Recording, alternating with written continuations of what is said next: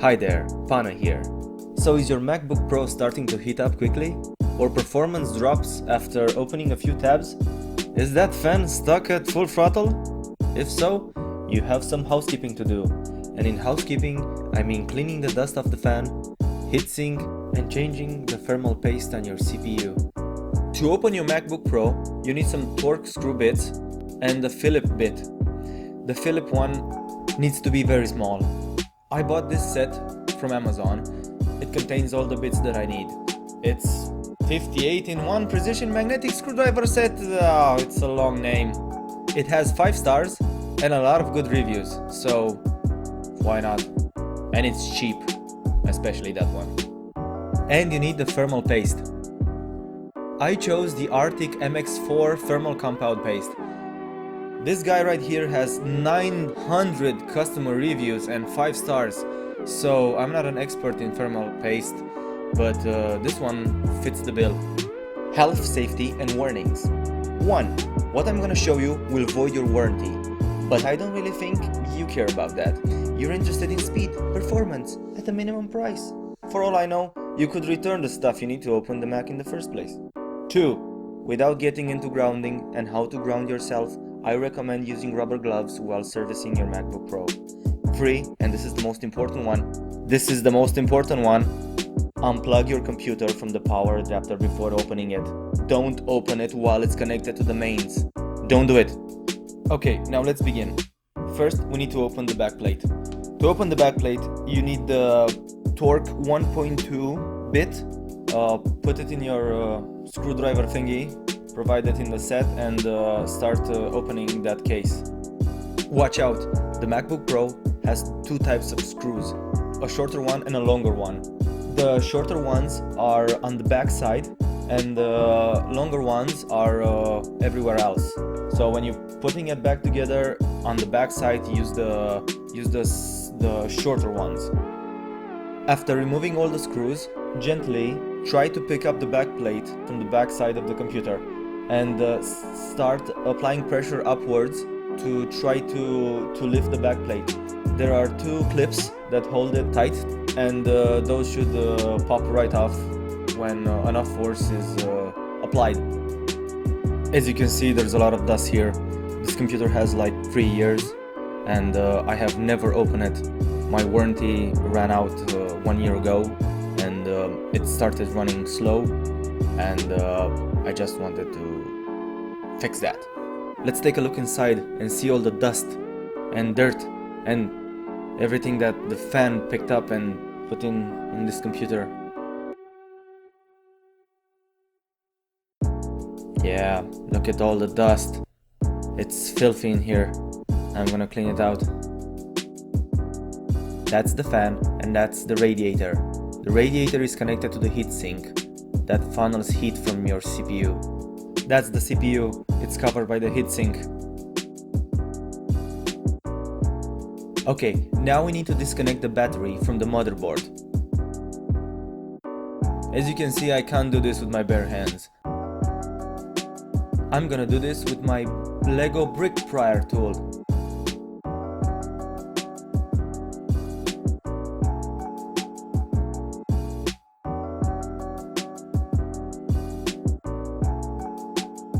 Peel back the sticker. When pulling the connector up, try not to touch any other components. Just apply pressure on the connector and nothing else.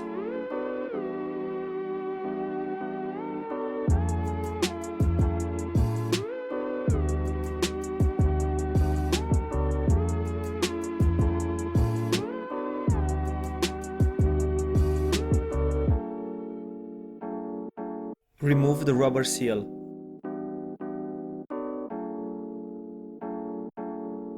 Remove the rubber screw covers from the CPU.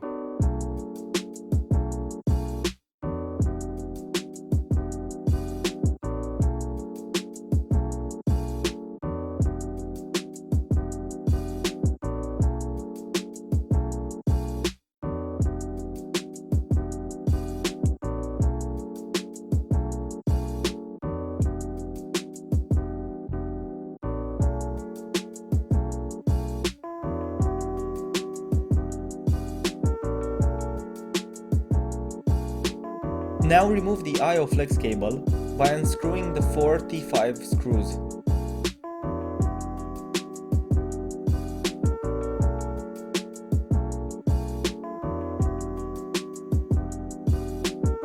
Use a prying tool to lift up the connectors.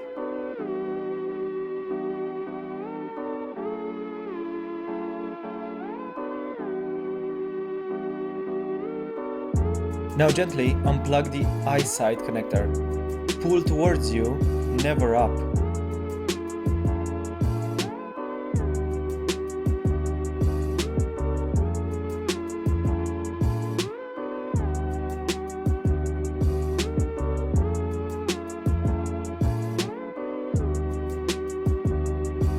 Gently unstick the cable from the fan.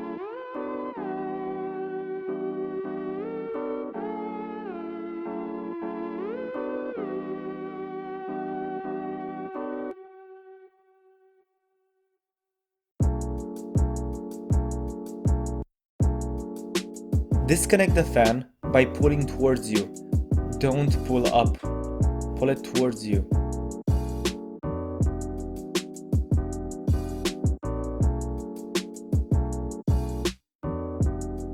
With a Phillips bit PH000, unscrew the first screw from the heatsink.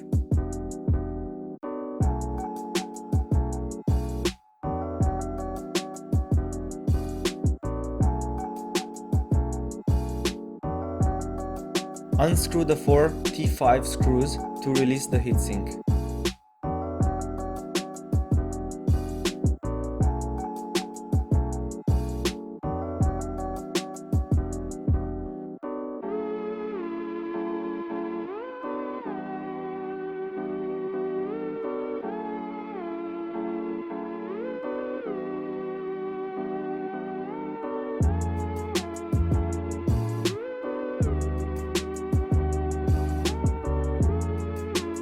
Apply pressure to unstick the heatsink from the CPU.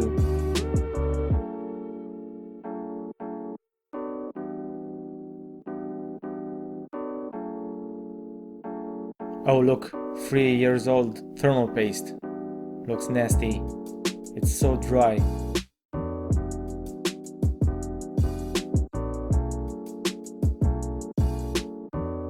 The fan is held in place by 3 T5 screws. Unscrew them to release the fan.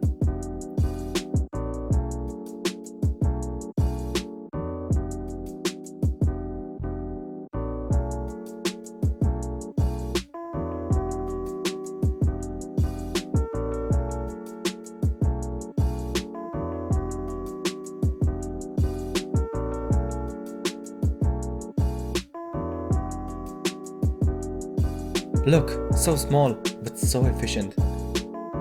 Unscrew the faceplate of the fan to get to the blades.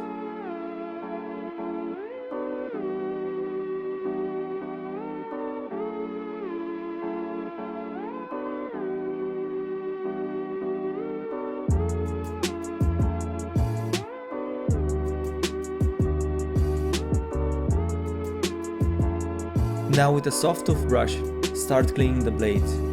Make sure the toothbrush isn't wet.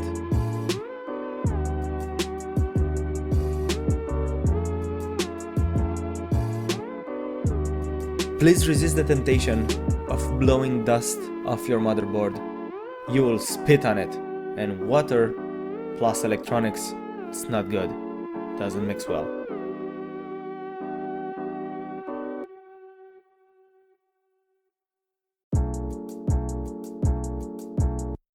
Now position the fan cover back on and place the fan in its slot.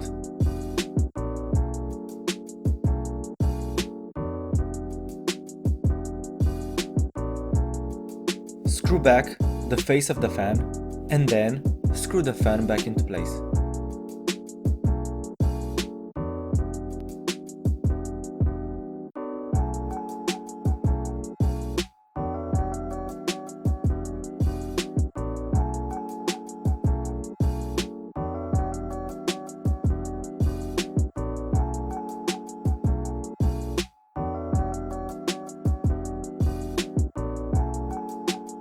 My last fan screw lost his thread, and I don't want to try to leave it there, because when I move my computer it will fall off and it will just rattle and make contact with whatever on the motherboard, so I'm gonna leave it out.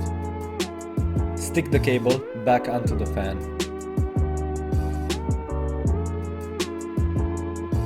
Connect the fan to the motherboard.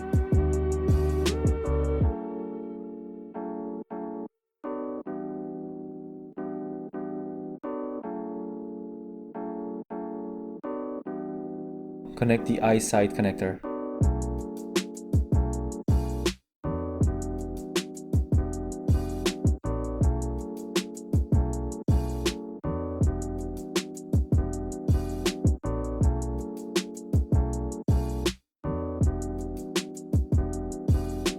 With a paper towel, carefully clean the CPU of thermal paste.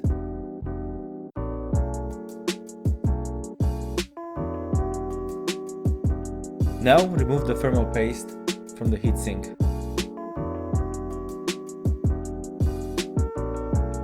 Don't forget that dust bunny. I also vacuumed all the parts. I have a handheld vacuum cleaner. You can use the toothbrush on the radiator as well. Apply a little bit of thermal paste on the radiator. Remember, not too much. You don't want the layer to be too thick. And then apply some on the CPU as well.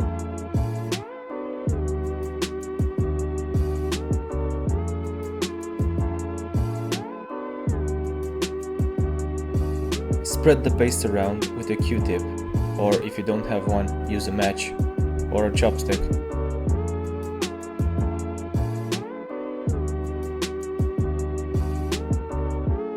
I actually put too much on it, and it spilled on some of the nearby components.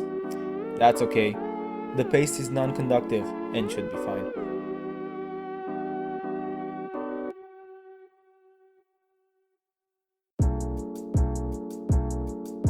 With the Phillips bit, start screwing back the heatsink. Start screwing back one of the screws and then on the opposite corner to apply equal pressure on the paste. Then finish screwing off all 4 screws.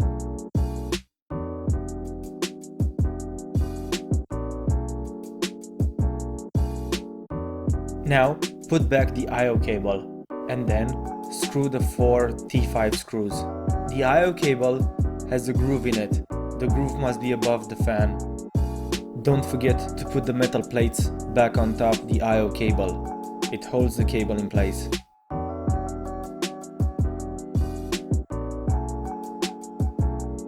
Put back the CPU screw covers.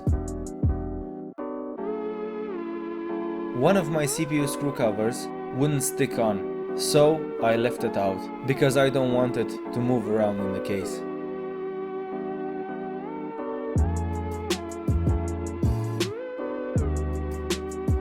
Connect back the battery.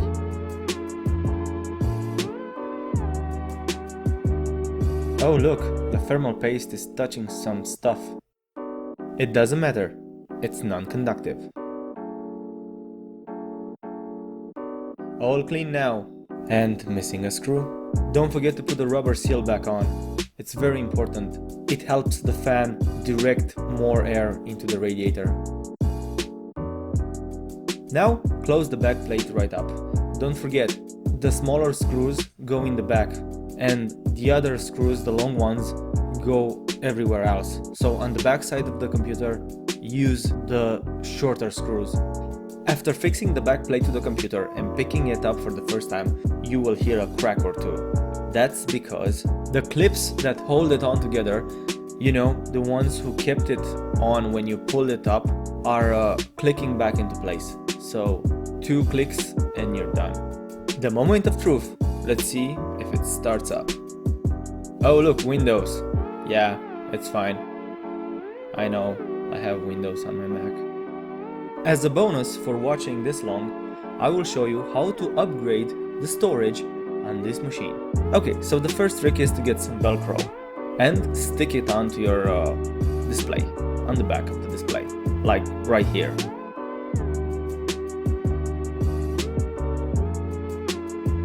Then buy a Samsung portable SSD. They're great and affordable.